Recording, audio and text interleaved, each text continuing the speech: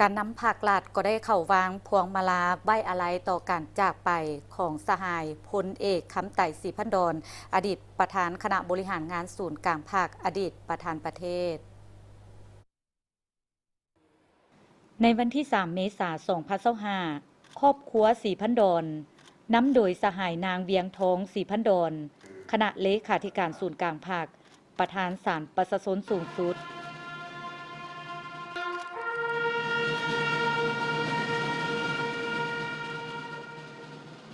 ครอบครัวศรีสุริตนำโดยสหายทองลุ้นศรีสุริตเลขาธิการใหญ่ประธานประเทศ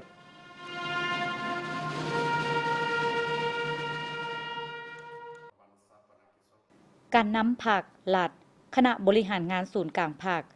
นำโดยสหายทองลุ้นศรีสุริตเลขาธิการใหญ่คณะบริหารงานศูนย์กลางภาคประชาชนปฏิวัติลาวประธานประเทศ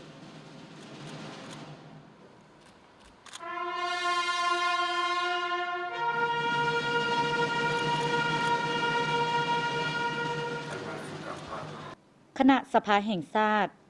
นำโดยสหายไสสมพรพรหมวิหารกรรมการกรมการเมืองศูนย์กลางภาคประธานสภาแห่งชาติพร้อมคณะ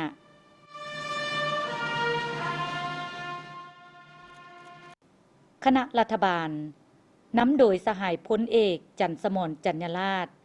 กรรมการกรมการเมืองศูนย์กลางภาครองนายกรัฐมนตรีพร้อมด้วยคณะรัฐบาล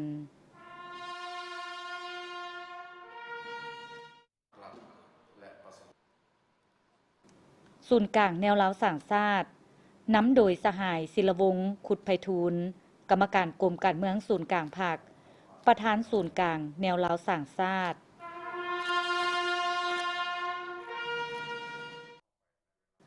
ครอบครัววรจิตนำโดยสหายบุญยังวรจิตอดีตเลขาธิการใหญ่อดีตประธานประเทศ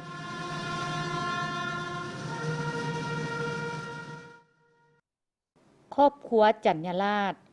นำโดยสหายพลเอกจันทร์สมรจันยราชกรรมการกรมการเมืองศูนย์กลางภาครองนายกรัฐมนตรี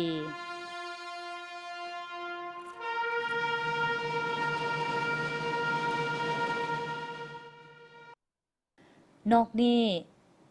ยังมีบรรดาภาคส่วนต่างๆเช่นบรรดาบริษัทหัวหน่วยธุรกิจได้เข้าวางพวงมาลาการเข้าวางพวงมาลาและเซ็นปื้มไว้อาลัยครั้งนี้เป็นการแสดงถึงความเคารพหักความกตัญญูรู้บุญคุณถึงคุณงามความดีของสหายพลเอกคำไต่ศรีพันดรซึ่งแม่นหนึ่งในการนำหุ่นทำอิฐของภาคประชาชนปฏิวัติลาวเป็นผู้นำในการจัดตั้งปฏิบัติแนวทางเปลี่ยนแปลงใหม่รอบด้านมีหลักการของพรรคเฮาสหายแม่นนักหักชาติแม่นนักปฏิบัติและเป็นผู้นำที่ดีเด่นของพรรคของชาติเฮาตลอดชีวิตของเพิ่นได้อุทิศสติปัญญากำลังวังชาเพื่อภารกิจปฏิบัติของพรรคเฮาเพื่อการพัฒนาประเทศชาติและความอยู่ดีกินดีให้แก่ประชาชนลาวบรรดาเผ่าการจากไปโดยบ่มีวันจะกลับคืนมาของสหายพลเอกคำไต่ศรีพันดรเป็นการสูญเสียอันใหญ่หลวงที่สุดสำหรับภาครัฐและประชาชนลาวบรรดาเผ่าเพื่อแสดงความรู้บุญคุณอันลึกซึ้งและความอาลัยหักอย่างสุดซึ้งถึงสหายพลเอกคำไต่ศรีพันดรคณะบริหารงานศูนย์กลางภาคสภาแห่งชาติรัฐบาลแห่งสาธารณรัฐประชาธิปไตยประชาชนลาว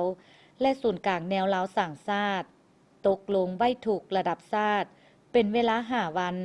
โดยเริ่มแต่วันที่3 ถึง 7 เมษายน 2025ที่หอประชุมแห่งชาติ